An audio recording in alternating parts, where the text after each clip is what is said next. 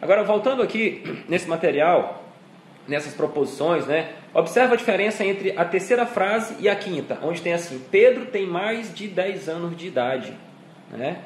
E Zico jogou na seleção brasileira de vôlei.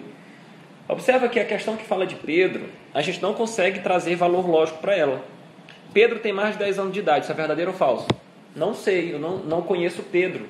Agora, quando eu digo Zico jogou na seleção brasileira de vôlei, Zico é uma pessoa pública, né? Essa frase, ela é falsa, porque a gente sabe que Zico jogou na seleção brasileira de futebol e não na seleção brasileira de vôlei. Então, as proposições, elas podem também se apresentar nesse formato, ou seja, existirão proposições dentro da disciplina, dentro do raciocínio lógico, que elas irão fazer parte do teu conhecimento natural. E aí você vai conseguir julgar de maneira mais clara ou de maneira imediata, né? Por exemplo, se eu disser as cores da bandeira do Brasil é verde, amarelo, azul e branco, verdadeiro ou falso? Verdadeiro, né? Então, existem proposições que fazem parte do nosso conhecimento natural das coisas, certo? Existem proposições, por exemplo, se eu disser assim, as cores da bandeira do Brasil, se eu disser o valor lógico, qual é o valor lógico? As cores da bandeira do Brasil são verde, amarelo, azul e branco. Isso é verdadeiro ou é falso? Isso é verdadeiro, né? É uma proposição que faz parte do meu conhecimento natural das coisas, uma proposição que faz parte do meu conhecimento empírico. Agora, se eu disser, o Brasil exporta cerca de 2,5, sei lá, milhões de metros cúbicos de petróleo para a Argentina, em um período de 4 meses. Isso é uma proposição? É uma proposição. Qual o valor lógico dela?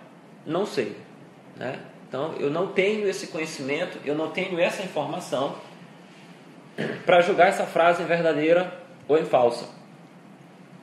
Mas ela tem um valor lógico. Ou ela é verdadeira ou ela é falsa.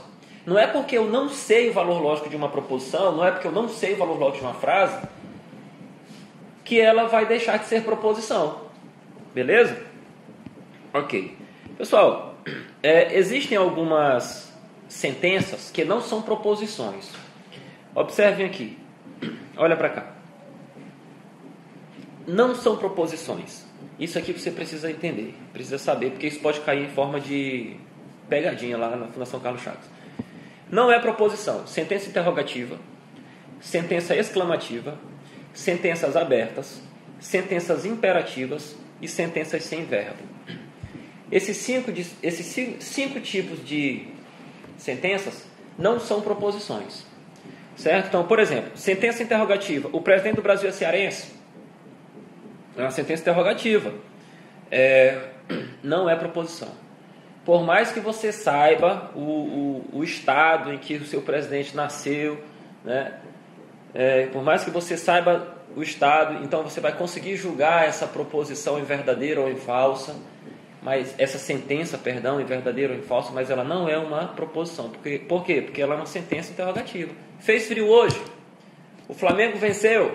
Né? Então são sentenças interrogativas, não são proposições. Sentença interrogativa e sentença exclamativa, pessoal, é fácil de perceber porque vai aparecer o sinal, né? Vai aparecer lá a pontuação, o ponto de interrogação, o ponto de exclamação, você vai conseguir identificar. Sentença imperativa, pessoal. Sentença imperativa é aquela sentença que emite ordem. Por exemplo, se eu digo assim, fulano, varra a sala. É uma sentença imperativa, né? Estou emitindo uma ordem. Ou faça-o entrar no carro. É uma sentença imperativa. Aí também eu estou emitindo uma ordem. Tá certo? E sentenças abertas. Talvez seja a principal... sentenças sem verbo, né?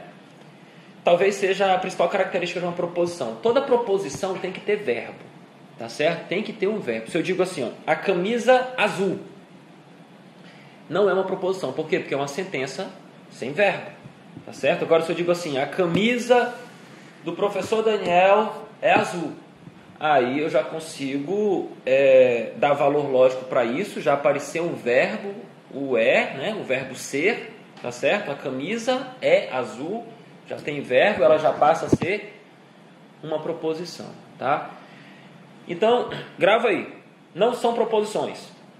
Sentenças abertas, sentenças na ordem que nós vimos: sentença interrogativa, sentença exclamativa, sentenças abertas, sentenças imperativas e sentenças sem verbo não são proposições. Ok? Continuando aqui, pessoal, olha só. Existem três coisinhas. Olha aí no material. Existem três coisinhas que regem o raciocínio lógico. Três princípios. O princípio da identidade, o princípio da não contradição e o princípio do terceiro excluído. Isso é autoexplicativo. Eu poderia, nesse momento, ficar aqui quieto, calado, né? Apenas mostrar aqui esse slide aqui para vocês, e com uma simples leitura vocês vão conseguir entender. Tá? Mas olha só, o que é que o princípio da identidade diz? O princípio da identidade diz que uma proposição verdadeira é sempre verdadeira e uma proposição falsa é sempre falsa. Muito simples isso, né? Alguém pode dizer, é óbvio, né, professor? É óbvio. Pois é autoexplicativo. Uma proposição verdadeira é sempre verdadeira, uma proposição falsa é sempre falsa. Pronto, princípio da identidade. Princípio da não contradição. O princípio da não contradição diz que uma proposição não pode ser verdadeira e falsa ao mesmo tempo, né? Ou ela é uma coisa ou ela é outra. Ela não pode ser verdadeira e falsa ao mesmo tempo. Beleza? Não tem essa possibilidade de ela ser as duas. Então, o princípio da não contradição. E o princípio do terceiro excluído, como o próprio nome já está sugerindo aí, o princípio do terceiro excluído, ele exclui a possibilidade de um terceiro valor lógico, ou seja, é um princípio fortalecendo o outro. O princípio da identidade, uma proposição verdadeira é sempre verdadeira, uma falsa é sempre falsa. O princípio da não contradição diz que uma proposição não pode ser verdadeira e falsa ao mesmo tempo. E o princípio do terceiro excluído diz que não existe outro valor lógico, somente esses dois. Ou é verdadeiro ou é falso. Tá? Esse negócio de verdadeiro e falso é chamado de valor lógico. Ok? Ou valor verdade. Bom, por exemplo, se você perguntar assim a uma pessoa, a uma mulher, você perguntar assim, você está grávida? Né? O que ele vai te responder? Ela só vai te responder ou sim ou não. Não tem outra coisa. Ou ela vai te responder ou sim ou não. A pessoa não pode dizer assim, mais ou menos. Né? Não tem essa possibilidade da resposta ser mais ou menos. Então, é a mesma coisa com relação às proposições. É verdadeiro ou é falso. Não tem a possibilidade do meio termo ou dos dois. Ok? Então, pessoal, sobre essas proposições, ainda, né, conversando sobre essas proposições, devemos entender uma outra coisa. Uma proposição, além de ser uma sentença declarativa, classificada unicamente como verdadeira ou falsa, ela é classificada como simples ou composta. Uma proposição só pode ser simples ou composta. O que é uma proposição simples? Uma proposição simples é uma proposição única, isolada, que vai me dar uma única informação. Observa só, deixa eu colocar aqui o material para que vocês possam acompanhar. Classificação das proposições. As proposições lógicas são classificadas em simples ou compostas. Então, proposição simples, como o próprio nome indica, é uma proposição única, isolada, que nos dá uma única informação. Por exemplo, o limão é azedo. Só tem uma informação aí a respeito do limão. A água incolor. Só tem uma informação aí a respeito da água. 1 quilo são 100 gramas. O Brasil faz parte da Ásia. Bom, são proposições isoladas, são proposições únicas, tá? Que trazem apenas uma informação. Então, isso é uma proposição simples. Isso é uma proposição simples, tá? E o que é uma proposição composta? Olha só. Proposição composta é quando ela é formada por duas ou mais proposições simples ligadas entre si por conectivos operacionais denominados conectivos lógicos, tá? Então, uma proposição simples é uma proposição única, isolada, que me dá uma única informação. Uma proposição composta, ela é formada por mais de uma proposição simples, ligadas entre si por conectivos lógicos. Por exemplo, quando eu digo assim, de forma isolada, o limão é azedo, é uma proposição. E eu digo assim, a melancia é doce, é outra proposição. O limão é azedo, verdadeiro, beleza. A melancia é doce, verdadeiro. Lembrando que nós estamos falando se as frutas estiverem nas suas condições naturais, né? Se o limão estiver na sua condição natural, ele é azedo. Se a melancia estiver na sua condição natural, ela é doce. Então, o limão é azedo, verdadeiro. A melancia é doce, verdadeiro. Beleza, consegui julgar isso de forma tranquila. Isso é uma proposição simples, mas a partir do momento que eu coloco um conectivo entre essas duas proposições, por exemplo, eu digo assim, o limão é azedo e a melancia é doce, né? Eu já quero saber se essa proposição composta, o limão é azedo e a melancia é doce, ela é verdadeira ou falsa. E isso não vai depender exclusivamente dos valores lógicos das proposições simples que a compõem. Tá certo? Então, olha só, olha aqui no material, olha só, olha um exemplo aqui. Ó. O limão é azedo ou a água é incolor. Isso é verdadeiro ou falso? Eu posso ter, se a água é azeda, então o limão é incolor. Coloquei algumas frases aí, pessoal, meio malucas, tá? Para que a gente possa ir se acostumando também dentro dessa disciplina com essas sentenças, com essas frases, porque isso pode acontecer, lá na hora da sua prova. Você encontrar uma frase, vai dizer assim, a água é azeda, o limão é incolor. Você pode pensar, mas não é o contrário? E tentar pensar de forma diferente. Esquece isso. O raciocínio lógico, entenda uma coisa, o raciocínio lógico, nós vamos responder as questões de raciocínio lógico no mundo deles, no mundo do raciocínio lógico, no mundo da banca, no mundo da questão, e não no nosso mundo. Se a questão fala que o limão é incolor e disser que isso é verdadeiro, vai ser. Beleza. Eu já vi uma questão da Fundação Carlos Chagas que dizia assim, dizia que, deixa eu ver se eu lembro aqui, a neve é azul e o céu é branco. E teve gente que se atrapalhou nessa questão, porque pensou da seguinte forma, não, é o contrário, o céu é que é azul, a neve é que é branca. Não, mas se a questão está dizendo que o céu é branco e a neve é azul, acabou e pronto. Né? Então, nós temos que responder as questões de raciocínio lógico. No mundo do raciocínio lógico, nós temos que resolver isso no mundo da questão. Beleza?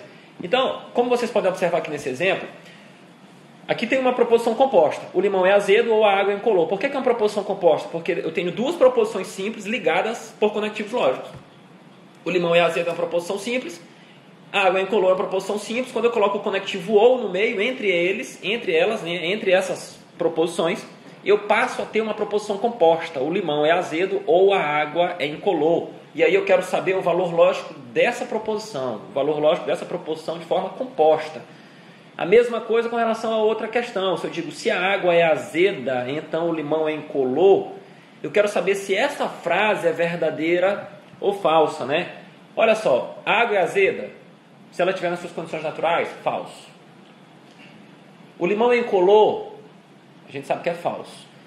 Então essas duas proposições, elas são falsas. Ok? Porém, a minha sentença é verdadeira. A minha proposição ela é verdadeira. Tá? Por quê? Porque não depende exclusivamente dos conectivos lógicos. É uma relação. O valor lógico de uma proposição composta é uma relação que existe entre os valores lógicos das proposições simples que a compõem e o conectivo lógico. Ok? Então, quais são os conectivos lógicos? São 5. Ou, se então, se somente se, ou. Tá? Conjunção, ou, disjunção, se então, condicional, se somente se, bicondicional, ou, disjunção exclusiva. Então, olhando aqui para o material novamente, quando eu tenho assim, ó, o limão é azedo ou a água é incolor. Essa frase poderia ser, o limão é azedo e a água é incolor. Essa frase poderia ser, se o limão é azedo, então a água é incolor. Essa frase poderia ser, o limão é azedo, se e somente se a água é incolor. E ainda poderia ser, ou o limão é azedo ou a água é incolor. Olha só o que eu tenho aqui. Ó. Olha o que nós temos aqui. Ó. O limão é azedo e a água é incolor. Para cada conectivo tem uma regra. Cada conectivo tem uma regra. Olha a regrinha do I. Eu chamei de lei. Tá? Acompanhe a leitura. Qual é a regra do I? a conjunção de duas ou mais proposições só será verdadeira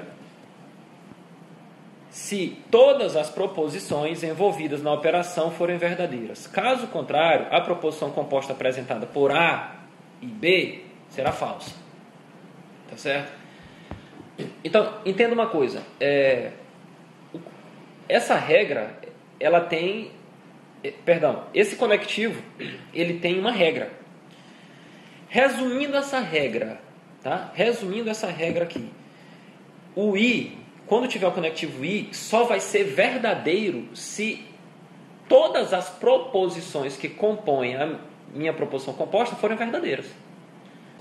Pessoal, se a primeira for verdadeira e a segunda for falsa, é falso. Só se a primeira for falsa e a segunda verdadeira, é falso. Só se as duas forem falsas, é falso. Só vai ser verdadeiro se as duas forem verdadeiras. Só nesse caso. Beleza?